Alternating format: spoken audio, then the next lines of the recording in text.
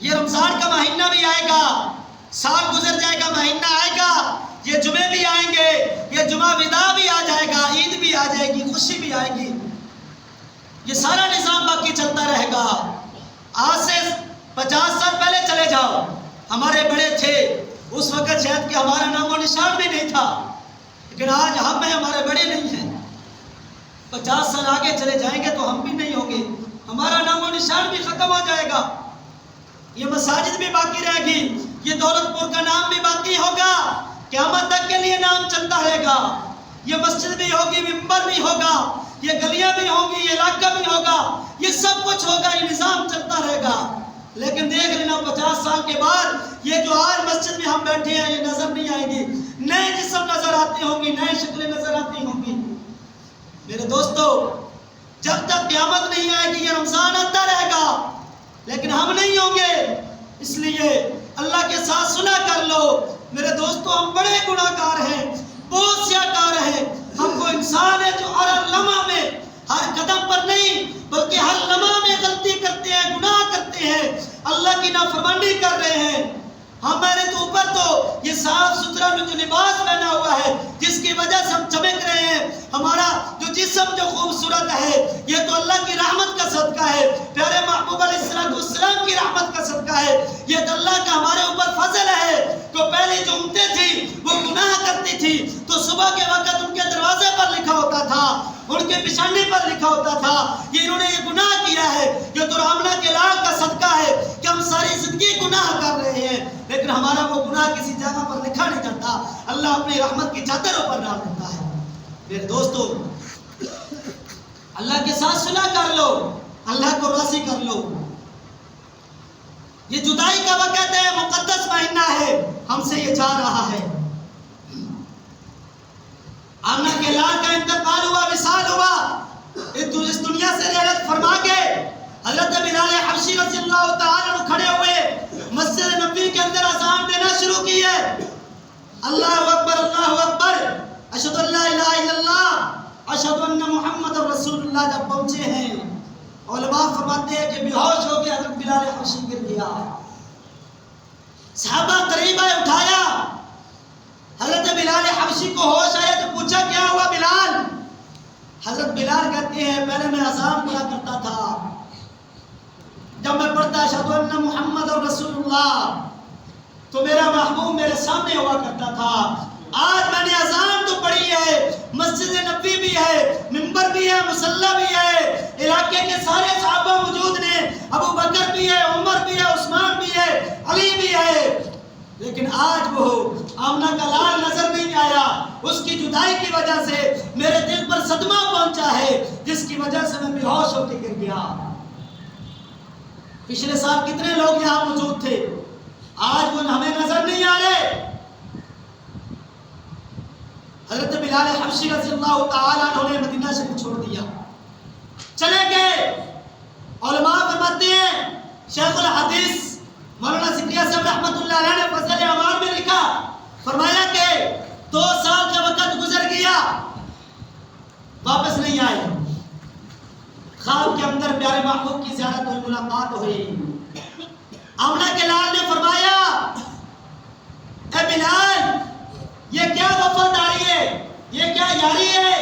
ایک وہ وقت تھا کہ تپتے ہوئے انگاروں پر لٹایا جاتا ہے، پتھروں کی چٹانیں رکھی جاتی ہیں، زنجیروں کے ساتھ جو ہے باندھ کے لٹایا جاتا تھا، سزائیں دی جاتی تھی، پتھر مارے جاتے تھے، لیکن تیری زبان سے ہوا کرتا تھا احد احد احد۔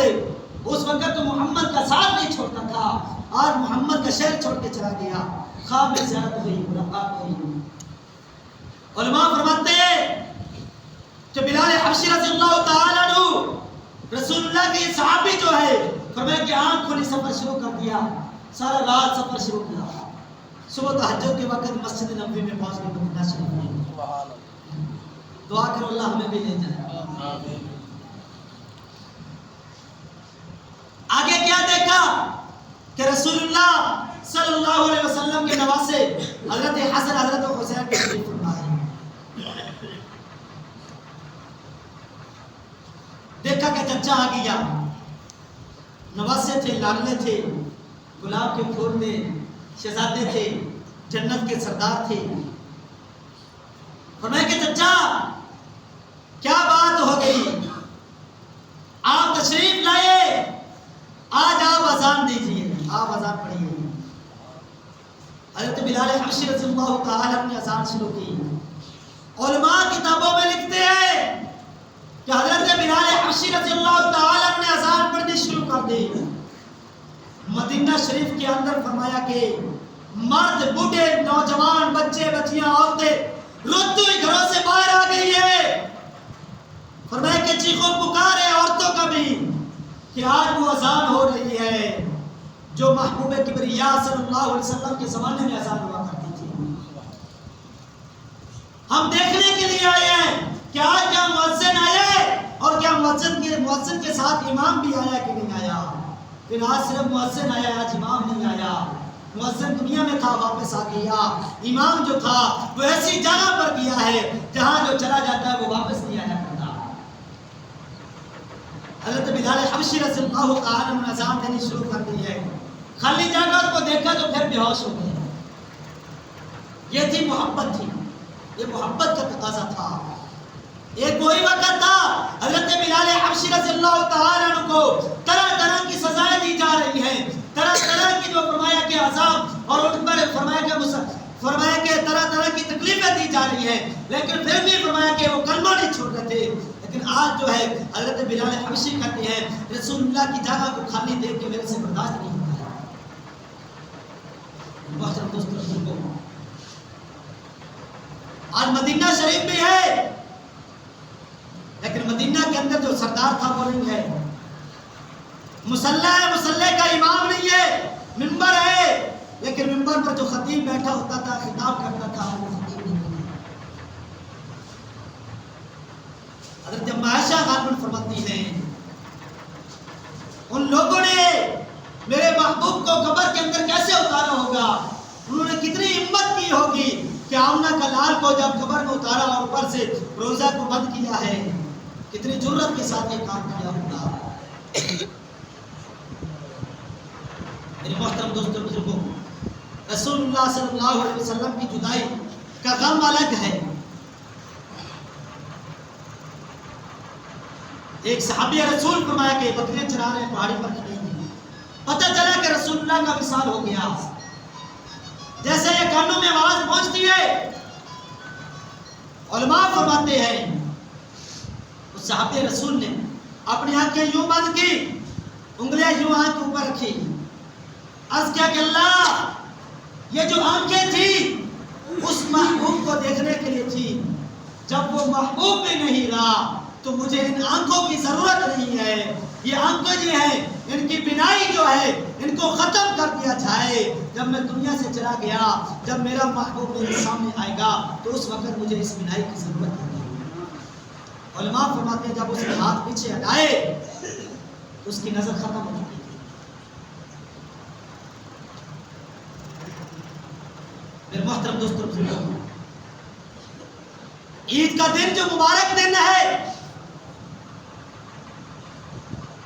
جمعے کا دن جو ہے مبارک دن ہے، یہ جو جمعہ ہے فرمایا کہ یہ اجتماع سے ہے۔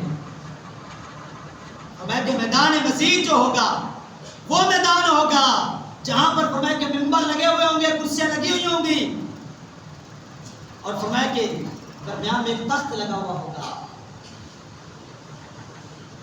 وہ لوگ فرمایا کہ دنیا کے اندر فرمایا کہ جو جتنے ممبر کے قریب بیٹھتے تھے، خطیب کے قریب بیٹھتے تھے، علماء نے کتابوں میں لکھا ہے فرمایا کہ اتنے وہ اللہ کے قریب ہوں گے، اتنے وہ قریب ہوں گے۔